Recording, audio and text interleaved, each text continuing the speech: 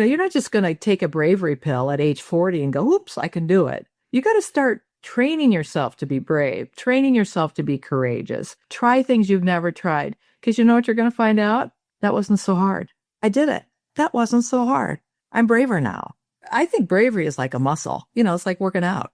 Train yourself to be brave. Well, I was pushed off the cliff being brave. Learn to be brave on the way down. Top leaders, meaningful conversation, actionable advice, bulldoze complacency, ignite inspiration, create impact.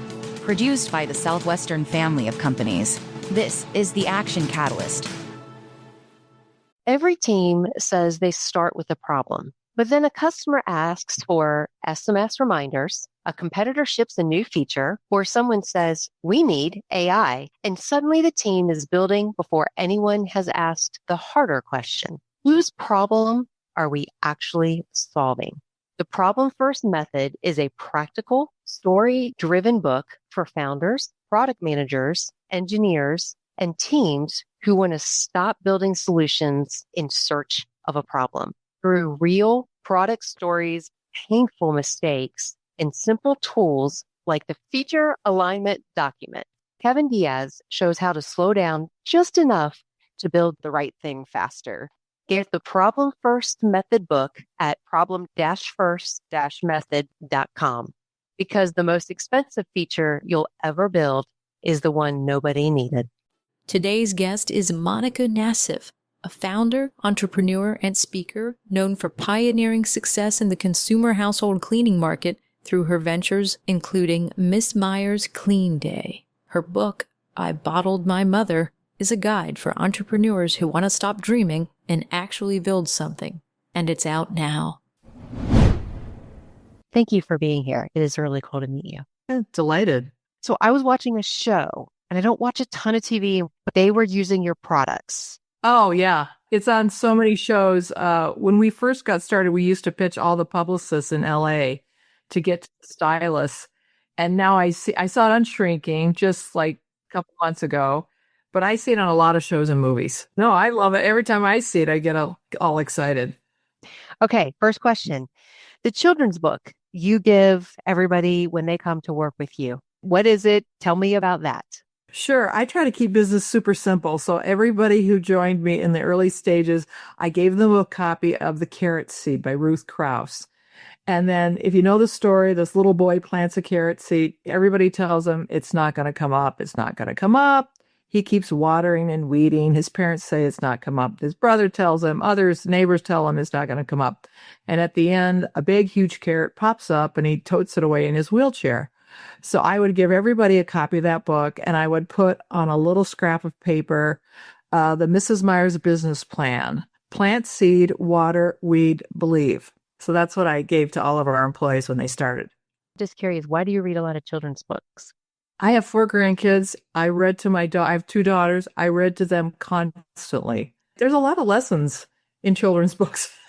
Yeah. It's like children's cartoons are kind of meant for kids, but yet as an adult, you get a lot out of it. Yeah. Okay. The Lucky Ladybug.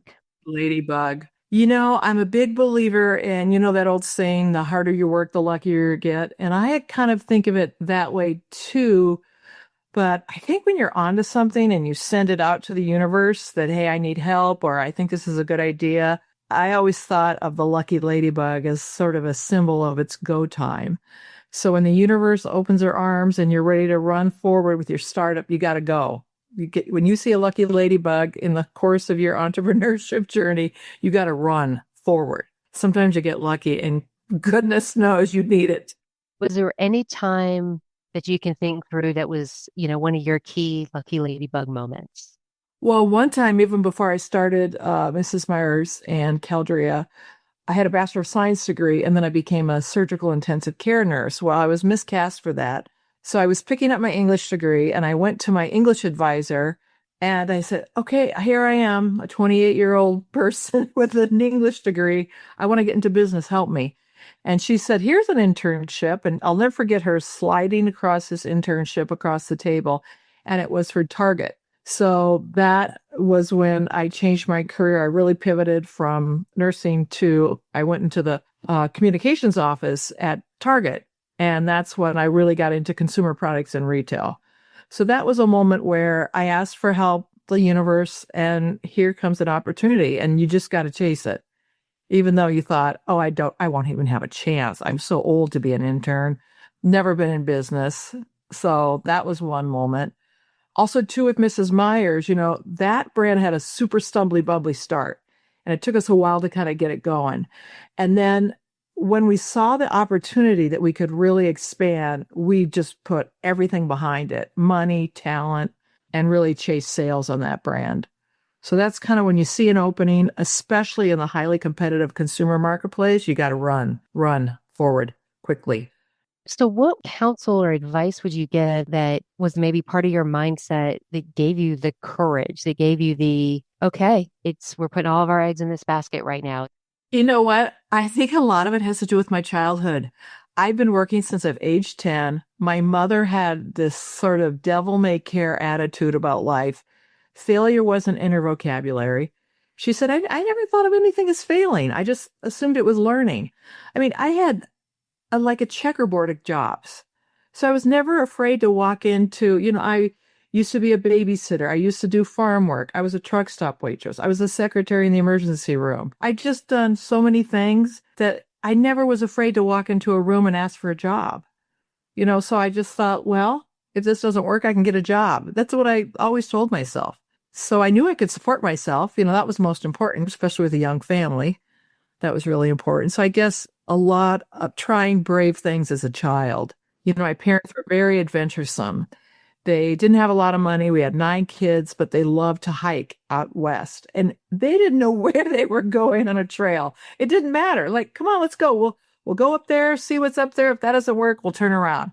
It was never like, oh no, don't do that. I don't ever remember thinking that as a child. It was like, let's try this. That doesn't work, we'll try that. That is so cool because 2 things that I really hear there. And again, we hear this often, but to really put it into practice, especially when you have responsibility, is it's not failing, it's learning. And the confidence of, hey, whatever happens, I'll figure it out because I know I can go to work. I think that is such a product of that generation that was really lost for a while. I do see it coming back, interestingly enough, even though everybody loves to put down this next generation. I think that they're rediscovering the value of hard work and what it really does for you, not just in the contribution to the society kind of world, but how it really fundamentally impacts you. Oh, for sure. My mom always said the confidence of a paycheck, the confidence of a paycheck. You go out and get a job. I was never, ever asked about my grades, not once. And I asked my mom when I was writing this book, I said, why did you ask me about my grades? She goes, I never cared about your grades. What I cared about was the studying. That if that was your goal to get straight A's, you knew what to do to get straight A's. I was not a straight A student. Okay. Turd strategy. The turd strategy. So I used to sit on a board with a very grizzly, seasoned entrepreneur. He probably started 8 businesses, and he was an independent board member like I was. And he would come to the board meetings with his board pre-reads, it marked up with 3 colors, red, yellow, and green. And he was so sharp, he knew the numbers inside and out, and you couldn't get anything by him. And he had a philosophy that when something went wrong, fix it and move on. And he always said, if you have to eat a turd, don't nibble on it. And you know what? I never forgot that because it's very true. When you're an entrepreneur and you have a lot of failures, you got to eat a lot of turds. Sad to say. I love it. Several of the things that keep people from being as successful as they probably could, the fear of failure, the confidence in just knowing whatever happens, I'm going to work and figure it out. Hey, you know what? Things are going to go sideways. I'm going to have to sit down. It's not going to feel good, but I'm going to eat my turd sandwich and just do it as fast as I can and move on to the next thing. Exactly. Okay. If I did want to be an entrepreneur and I think I have a brand, what's the first thing I do? I think the first thing is people always go, how should I? And I think it's, should you do it? You got to look in the mirror and ask yourself, can you live with the following? Can you work alone? Can you work long hours? Do you have perseverance? How do you handle failure? Can you make decisions in the gray zone? It's just what we just kind of talked about. If things go sideways, can you eat your turd and move on? Can you be publicly humiliated? Because, I mean, seriously, your friends will laugh at you. Your friends and relatives will think you're crazy. Yeah, you should really do some self-awareness study. Like, what am I really good at? What am I lousy at? Can I live through this? Do I have a powerful enough vision? You know, what I see a lot with entrepreneurs, they come to me with this tiny little improvement. Nobody cares about a tiny little improvement. You have to disrupt, especially in the consumer world, you have to kind of disrupt the category. And so I see a lot of people. So that's one thing. Know yourself. Really ask yourself if you see an entrepreneur in the mirror. And then two, is your idea big enough for your ambitions? A lot of people think they're going to bring me this tiny little thing and be a millionaire overnight. They're not. They're just not. And so ask yourself, if you want to start a small business in a small category, like let's say you just want to do contract legal work. Okay, that's cool. But don't expect you're going to be like a gazillionaire overnight. You're just not. So match your ambitions to your reality of your market size and your opportunity. And then you got to build a plan. You got to write a plan down. You got to do all the analysis, all the research. I never saw anyone without a plan. And I see so many people come to me without not even an executive summary. And they want me to do the heavy lifting. I'm not doing it. I'm not doing it. Get organized, get prepared. Now come see me. I'm happy to help. People help me. So I want to help people, but they come unprepared. I'm going to be honest. And I think when you say know yourself and match your opportunity to the ambition, the devil's in the details. And if you're not willing to sit down and write out that business plan and dive, I mean, that's a reflection of, to me, it's the difference between, oh, that's a cool idea, and do I make this into my living? There's a lot of cool ideas. I mean, one guy came to me and showed me something, and I said, when was the last time you went to a Target store? He goes, I haven't. I said, why are you here? Go do your homework. Walk around a Target, a Walmart, a Costco. Figure out your category. I'm not doing it. Yeah. There's a perfect segue into why do most people never start? How do you break from this is a cool idea? And I think we just touched on it a little bit to I really want to devote myself to this. I think this is it. Well, I see a lot of people working kind of 2 to 3 jobs and think, oh, I'm going to start a business. Well, I am a firm believer in all eggs in one basket and watch that basket. I'm all in or I'm all out. And I think that's been a secret to my success. Also, probably to some of the failures I've had. I've gone too far in when I should have stepped back a little bit. I think people are, one, fear. So how do you conquer your fear? And I think a lot of it has to do with, have you been brave your entire life? You know, you're not just going to take a bravery pill at age 40 and go, oops, I can do it. You got to start training yourself to be brave, training yourself to be courageous. Try things you've never tried. Because you know what you're going to find out? That wasn't so hard. I did it. That wasn't so hard. I'm braver now. I think bravery is like a muscle. You know, it's like working out. Train yourself to be brave. Be the smartest person about that category. Be smarter than anyone. If you're going to go into household cleaning, you got to know the stats. Who are the players? Be smarter than anyone. Do your homework. And then start planting seeds. And what I mean by that is start writing your business plan in the dark of the night when you still got your other side gig going that you'd support your family. So when you're ready to hit the go button, first of all, you know yourself. You've practiced being brave. You got a plan now. You can go because you got to go raise money if it's a big idea. And you can't sit in front of an investor and look like you're unprepared and you're not willing to go forward. You'll just get a bad rap in the community and you'll never raise money again. I'm going to give you a perfect example. I was raising money before LinkedIn. It was just so difficult to find anybody, usually older men, to invest in a consumer product during the tech boom. And I came in with my fake bottles of dish soap and laundry, and they just looked at me like I was had lost the plot. So I went in to see this guy. I had my business plan. I walked him through it, and someone said, you got to see this guy. He was an early investor in the Nerf ball. He's going to love this. He loves consumer product deals. So I go see this guy. He's this old crusty gentleman smoking cigarette after cigarette. He listens to my entire pitch, and he goes, let me tell you something. I hate consumer deals. I just hate them. But you know what? I kind of like you. So I'm going to go home. I'm going to read this plan. And if I like it, I'm going to call you Monday at 8 a.m. And he did. And he turned out to be my number one champion. He helped me redo my business plan, get my board organized. He was an ex-investment banker. He knew kind of how all the financing worked.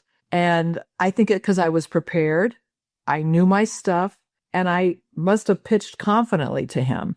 And he was like, okay, I'm in. But I took a chance. I mean, I didn't know this guy from anyone. With that being said, biggest mistake early stage founders make, even if it's before they launch. They're not prepared. They haven't walked target. They haven't, okay, I live in consumer land. They don't know. Let's just say you wanted to I always use this example. Let's just say you wanted to reinvent mustard.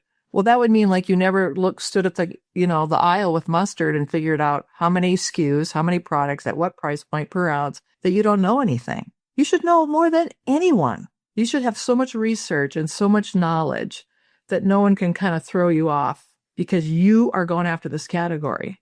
It'd be like training for a marathon and you didn't train. Makes no sense. You're going to fall over after a mile, right? This isn't hard. It's hard doing it, but that's why I try to keep business super simple. Either you're going for it or you're not. Any in between is usually failure. So 2-year plan. What's kind of the 2-year plan for handling the financial stress when you are launching a company? Well, one thing is don't get yourself so personally leveraged. If you have an idea in your mind and you can kind of see yourself 2 years out, start cutting back on your personal expenses. Start squirreling away some money. Make sure you've got some cushion for, if you have a little 401k or something, get ready, because usually how financing works is you've got to put some money in, friends and family, then you can go out to angel investors, then private equity and or VC folks. So if you sit in front of an investor, here's the first question they're going to ask you. What do you have in it? If you go zero, they're like, me too. Yeah, why should I risk it when you have no skin in the game? You have no skin in the game, so why am I in? You better be ready to answer that question because you'll get asked it. I had a guy come to me. He had this great idea. He wanted me to put in $100,000, and I said, well, what do you got in it? And he goes, nothing. He said, I got $40,000 in savings, and I'm not putting it in there because I have young kids. And I went, I'm not in either. What do you want me to do? You obviously don't believe in yourself. You don't want to risk it. So that's one. Get prepared financially. So I knew I was going to get out of my consulting business eventually. So I started saving money, cutting down on expenses, and I saved enough to live for a year. My plan was I figured out if I worked for UPS, I drove the truck, I could make enough money to support my family. Now, at the time, my husband was working. But when I started, I had a young daughter with cancer, and she couldn't be in daycare. So my husband became a stay-at-home dad. So then I was pushed off the cliff to start freelancing, writing, and doing marketing work really quickly. So how I said is you have to practice being brave. Well, I was pushed off the cliff being brave. Learn to be brave on the way down. So we started saving money. And then when I was ready to go, I thought, well, if it doesn't work, I got a year. I can live on UPS and savings for a year and put money in the business. People confuse reckless with brave. Yeah. You are a very smart brave. And then that builds up your courage and bravery. I think that's very meaningful. And it's yet another self-awareness gut check. If you're not willing to do all of that, how important is this to you really? And to your point, why should somebody else participate if you're not? Yeah, if you're not in, I'm not in. Okay, I know we're getting to the last 5 minutes. What else is on your heart or mind that you would want our listeners to know? You know what? I think if you're passionate about something, start keeping track. But the other thing you should really focus on is what are you good at? I think people, if they focus on their talents, they should know what their superpower is. And so that if you marry your superpower with your ambition, wow, you could probably figure a lot out and add a dose of bravery and you got something going. I learned longer time. My superpower is creativity. I figured that no matter what happened to me, I could get a job. I could figure it out. I always said I was never the smartest person in the room, but I could read and I could work hard. I could figure it out by reading and working hard. I'll get myself out of this jam because I got out of a lot of jams. To your earlier point, it's not failing, it's learning. It's learning. Super fun. Thank you so much for your time and being here. Oh, thank you. It's fun. If you enjoy this podcast, please make sure to subscribe. And to stay updated on everything that the Action Catalyst is up to, make sure to follow us on Facebook and Instagram at Action Catalyst Podcast and on Twitter at Catalyst_Action. And as always, thanks for listening. Every team says they start with a problem, but then a customer asks for SMS reminders, a competitor ships a new feature, or someone says, we need AI, and suddenly the team is building before anyone has asked the harder question. Whose problem are we actually solving? The Problem First Method is a practical, story-driven book for founders, product managers, engineers, and teams who want to stop building solutions in search of a problem. Through real product stories, painful mistakes, and simple tools like the feature alignment document, Kevin Diaz shows how to slow down just enough to build the right thing faster. Get the Problem First Method book at problem-first-method.com, because the most expensive feature you'll ever build is the one nobody needed.